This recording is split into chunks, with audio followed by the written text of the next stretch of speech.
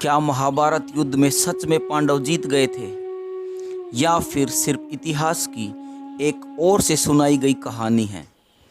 और अगर किसी ने पूरे युद्ध को अपनी आंखों से देखा हो तो क्या वो कुछ और सच बता सकता है? ऐसा ही एक पात्र था बर्बरीक, जिसे माना जाता है कि उसने पूरे महाभारत युद्ध को अदृश्य रूप में देखा। जब गांधारी ने युद्ध के बाद उससे पूछा कि असली विजेता कौन था, तो बर्बरीक ने ऐसा उत्तर दिया जिसने गांधारी को भी मौन कर दिया। क्या था वो कटु सत्य? बर्बरीक भीम के पुत्र और घटोत्कच के पुत्र थे। उनका जन्म एक वीर कुल में हुआ था, लेकिन उनसे भी बड़ा उनका व्रत था, सदैव हारने वालों का साथ दूंगा। बर्बरीक के पास 3 ऐसे बाण थे जो जिस भी लक्ष्य को चाहते उसे नष्ट कर सकते थे। युद्ध से पहले वे श्री कृष्ण से मिलने आए, युद्ध में भाग लेने के लिए, पर श्री कृष्ण ने उनकी परीक्षा ली और फिर उनके निर्णय ने सबको चौंका दिया, क्योंकि अगर बर्बरीक युद्ध में उतरते तो पूरी महाभारत की दिशा ही बदल जाती। जब श्री कृष्ण को पता चला कि बर्बरीक युद्ध देखने नहीं बल्कि लड़ने आए हैं, तो वे चिंतित हुए। उन्होंने पूछा, तुम किस पक्ष से युद्ध करोगे? बर्बरीक ने शांत भाव से उत्तर दिया, मैं उसी का साथ दूंगा जो हार रहा होगा। यह सुनकर श्री कृष्ण गंभीर हो गए, क्योंकि अगर बर्बरीक युद्ध भूमि में उतरते तो लगातार पक्ष बदलते रहते, अतः कोई भी विजयी नहीं हो पाता। श्री कृष्ण ने उनकी शक्ति को परखने के लिए एक पेड़ की ओर इशारा किया, जिसकी कुछ पत्तियां लहर रही थी। उन्होंने कहा, इन सभी पत्तियों को एक ही बाण से भेदो। बर्बरीक ने बाण चलाया, बाण हवा में घूमता रहा और सभी पत्तियों को भेदता चला गया।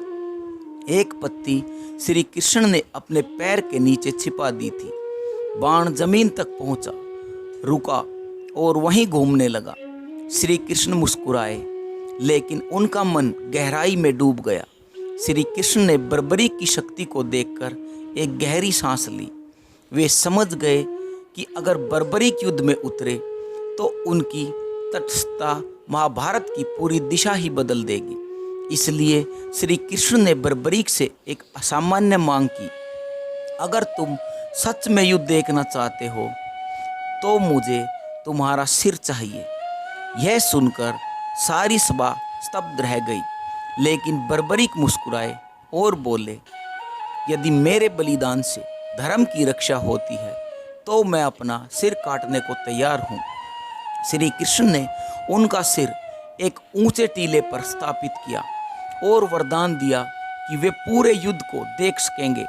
बर्बरीक का कटा हुआ सिर युद्ध की हर चाल, हर छल, हर वीरगति और हर अधर्म को चुपचाप देखता रहा। लेकिन अंत में जब युद्ध समाप्त हुआ तो गांधारी के एक प्रश्न ने इस शांत सिर से वह जवाब मांगा, जिसे सुनकर सन्नाटा छा गया। महाभारत युद्ध समाप्त हो चुका था। कुरुक्षेत्र की भूमि पर चारों ओर शव बिछे थे। वीरों की कहानियां समाप्त हो चुकी थी। गांधारी, जिनकी आंखें पहले से ही बंद थी, अब मन भी शोक से ढका हुआ था। उन्होंने श्री कृष्ण से एक ही सवाल किया कि इस युद्ध का असली विजेता कौन है? श्री कृष्ण ने उस सवाल का उत्तर देने की बजाय बर्बरीक के कटे हुए सिर की ओर इशारा किया और कहा, इसने पूरा युद्ध अपनी आंखों से देखा है, इसका उत्तर सबसे सच्चा होगा। गांधारी बर्बरीक के पास पहुंची और पूछा, तुमने सब देखा, तो बताओ असली विजेता कौन था? कुछ क्षणों तक मौन छाया रहा। फिर बर्बरीक की धीमी लेकिन स्पष्ट वाणी गूंजी, जहां तक मैंने देखा केवल श्री कृष्ण की योजना, उनकी चतुराई और उनका मार्गदर्शन ही विजेता था। शेष शब्द तो केवल मोहरे थे। बर्बरीक ने जैसे ही ये शब्द कहे, गांधारी को गहरी सोच में डाल दिया। वह चौंकी, क्योंकि यह वो सत्य था जिसे किसी ने कभी नहीं पहचाना। युद्ध में पांडवों और कौरवों के बीच जो लड़ाई थी, असल में उसकी असली दीक्षा श्री कृष्ण ने तय की थी। बर्बरीक ने अपनी आंखों से देखा था कि हर पल युद्ध में क्या हो रहा था और किस तरह श्री कृष्ण ने हर एक चाल को इतनी चतुराई से खेला। उन्होंने कहा, जो केवल अपने कर्मों और गुणों से अपने अस्तित्व की पहचान करता है वही विजयी होता है। पांडव या कौरव दोनों ने केवल गलतियों और कमजोरियों से अंत को स्वीकार किया, मगर श्री कृष्ण जिन्होंने हर कदम पर मार्गदर्शन किया असली विजेता हैं। यह सच इतना कड़वा था कि गांधारी की आंखों से आंसू झर पड़े और वह विचारों में खो गई। गांधारी जिन्होंने अपनी आंखों के सामने अपने 100 पुत्रों का वध होते हुए देखा, बर्बरीक के शब्दों पर गहरे विचार करने लगी। उनका मन द्वंद्व से भर गया। क्या सच में उनकी संतानें केवल एक खेल की तरह थी जिनका कोई उद्देश्य नहीं था? क्या हर कदम पर श्री कृष्ण ने ही सब कुछ नियंत्रित किया था? वह स्वयं को दोषी मानने लगी। अपनी संतान की हार पर उन्हें हमेशा दूसरों को दोष देना था, लेकिन अब बर्बरीक की बातें उन्हें यह समझा रही थी कि सब कुछ पहले से ही तय था। गांधारी के दिल में एक ठहरी हुई खामोशी छा गई। उनके मन में यह सवाल गूंजने लगा, क्या युद्ध और शोक के बाद भी कोई सच्चा विजेता होता है? उनके लिए यह सच्चाई स्वीकार करना बेहद कठिन था, क्योंकि यह उनके बेटे की हार को किसी छाया की तरह उजागर कर रहा था जिसे वह कभी देख नहीं पाई। बर्बरीक का सिर, जो युद्ध के दौरान चुपचाप सब देख रहा था और अब युद्ध के बाद का सबसे बड़ा गुरु बन चुका था, उनकी दृष्टि ने महाभारत युद्ध के हर पहलू को देखा था और अब वे इस सत्य को सामने ला रहे थे कि युद्ध कभी किसी के एक पक्ष का नहीं होता। वह बर्बरीक जो स्वयं कभी किसी के साथ नहीं लड़ते थे, उनके मन में युद्ध के हर पहलू पर गहरी सोच थी। उन्होंने समझा था कि न तो पांडवों की जीत है न कौरवों की हार। असल में यह सब श्री कृष्ण की महान योजना का हिस्सा था। उनके शब्दों में यह सच्चाई छिपी हुई थी कि कोई भी जंग, चाहे वो कितनी भी भयंकर हो, असल में केवल एक उद्देश्य से ही लड़ी जाती है, धर्म की रक्षा। बर्बरीक ने महाभारत के हर पात्र को सिखाया कि शक्ति का असली स्रोत केवल ईश्वर का मार्गदर्शन ही होता है। श्री कृष्ण ने बर्बरीक के सत्य को स्वीकार किया और उनसे आशीर्वाद लिया, लेकिन साथ ही एक और रहस्य खोला।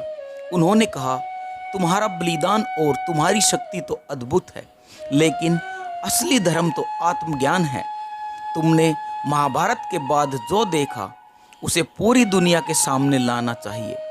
बर्बरीक ने अपना सिर चुपचाप झुका लिया और कहा, मेरे जीवन का उद्देश्य अब यही है कि मैं इस युद्ध के बाद की सच्चाई सबको बताऊं। यह सच्चाई सभी को समझनी होगी, क्योंकि धर्म के मार्ग पर चलने के लिए हर व्यक्ति को श्री कृष्ण के द्वारा दिखाए गए रास्ते की आवश्यकता होती है। वह समझ चुके थे कि उनका असली उद्देश्य सिर्फ लड़ाई देखना नहीं, बल्कि लोगों को समझाना था कि जीवन में हर घटना, हर युद्ध और हर संघर्ष की एक गहरी योजना होती है जो हमें ईश्वर से मिलकर समझनी चाहिए। बर्बरीक ने महाभारत के युद्ध के दौरान जो देखा उसकी सच्चाई अब पूरी दुनिया के सामने आनी थी। उन्होंने एक महत्वपूर्ण संदेश दिया, सिर्फ युद्ध जीतने से कुछ नहीं होता। असली विजेता वही है जो अपने धर्म का पालन करता है और जो जीवन में सही रास्ते का अनुसरण करता है। श्री कृष्ण ने युद्ध को जीता, लेकिन यह जीत केवल अस्तित्व की नहीं थी, बल्कि उसे सही दिशा देने की थी। उनके इस संदेश ने महाभारत की युद्ध की महिमा को और भी गहरा बना दिया। बर्बरीक का बलिदान हमें यह सिखाता है कि जीवन में हमें अपने कर्मों का सही मूल्य समझना चाहिए।